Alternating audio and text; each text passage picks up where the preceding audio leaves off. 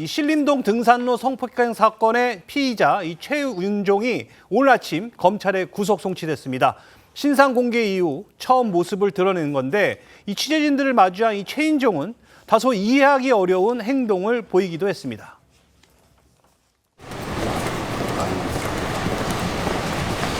범행 왜 저질렀습니까? 우발적으로 한 것 같습니다. 우발적으로 저질렀다고요? 저도 모르겠고. 처음부터 살해하려고 한 겁니까? 그건 아니에요. 하실 말씀 없으십니까? 정말 죄송하게 생각합니다. 언제부터 범행 계획했습니까? 그건 잘 모르겠어요. 자, 저도 오늘 아침 이 모습을 보고 정말 깜짝 놀랐는데요. 이 취재진들을 보자마자 우와라고 이런 표현하면서 약간 옅은 미소를 띠는 모습이 포착됐거든요.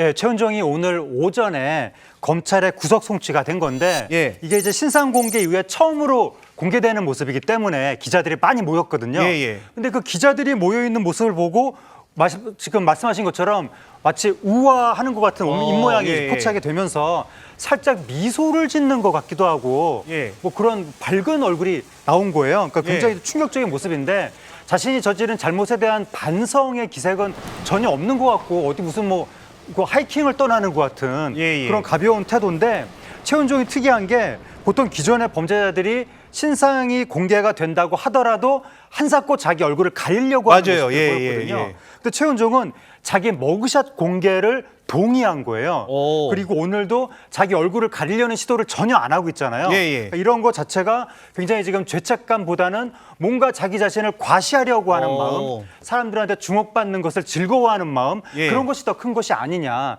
그런 의구심을 갖게 하고 있습니다. 자, 이 성범죄 살인 사건 피의자의 이런 모습을 과연 어떻게 봐야 할까요? 이 프로파일러에게 한번 직접 물어봤습니다.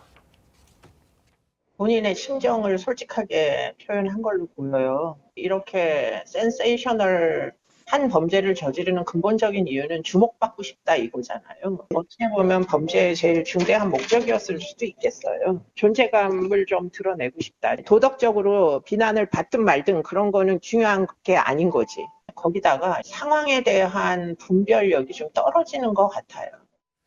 자, 이 반성하는 모습으로 보이지 않는 건 사실인 것 같은데요. 이 변호사님은 어떻게 보셨습니까? 보면 이렇게 미소를 보이는 이 성범죄 사건의 피의자, 흔치 않는 모습이잖아요. 저는 저렇게 약간 웃는 듯한 모습 처음 봤습니다. 예. 어떻게 저럴 수가 있는지 이해가 되지 않고 예. 제정신인가? 이런 생각부터 먼저 떠올랐고요. 예. 무엇보다도 지금 피해자의 유족이 저 모습을 보고 있을 텐데 그 딸을 처참하게 잃은 이 부모의 심정을 생각해 보면 저런 태도가 너무나 정말 분노를 금치 못한다 이런 말을 드릴 수밖에 없을 것 같은 상황입니다. 예. 보통 범죄자들이 이렇게 앞에 설 때는 보통은 그래도 고개를 푹 숙이거나 조금은 위축된 그런 모습을 보이는 예, 게 불구하고 맞아요. 지금 최윤종은 전혀 그런 모습이 보이지 않는다는 생각이 들고요. 오히려 차라리 당당하게 나는 잘못 하나도 없다. 그러라고 해서 그런 거다. 이런 식으로 태도를 보이는 사람들도 있는데 예. 최윤종 같은 경우에는 조금 특이한 게 피해자에게 죄송하다, 우발적이다 이런 얘기를 하면서도 저렇게 약간의 미소를 띄우고 우아하는 탄성까지 보이는 모습이 마치 지금 저 사람의 삶에서는 저렇게 아마 본인이 주목받는 경험이 아마 처음일 겁니다.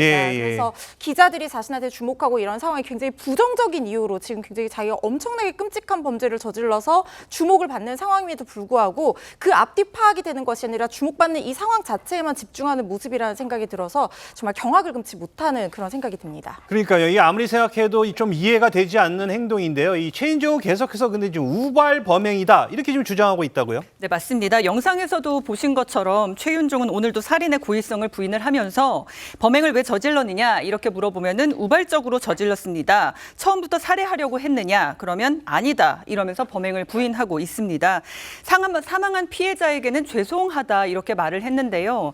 이 피해자가 사망하기 전에는 쾌유를 빈다라고 말을 해서 유족과 피해자들을 이제 지인들에게 공분을 사기도 했었습니다. 맞아요. 예. 최윤종이 이렇게 죽일 생각이 없었다라고 주장을 하는 이유는요. 예. 살인 혐의 인정 여부에 굉장히 중요하기 때문인데 그게 중요한가요? 그렇죠. 강간 혐의를 가진 피의자가 고의성을 가지고 피해자를 이 사망에 이르게 한 강간 살인의 경우에는 예. 사형 또는 무기징역으로 처벌이 됩니다. 오. 그런데 살인의 고의성이 인정되지 않아서 강간치사죄가 된다면요. 예. 무기 또는 10년 이상의 징역이 되기 때문에 이 부분이 매우 중요하기 때문입니다. 자, 그러니까 이 최윤종이 성범죄는 인정하면서도 계속해서 이 살해 의도는 없었다고 주장하는 이유가 바로 이런 거에 있는 것 같은데 자, 변호사님 보시기엔 어떻습니까?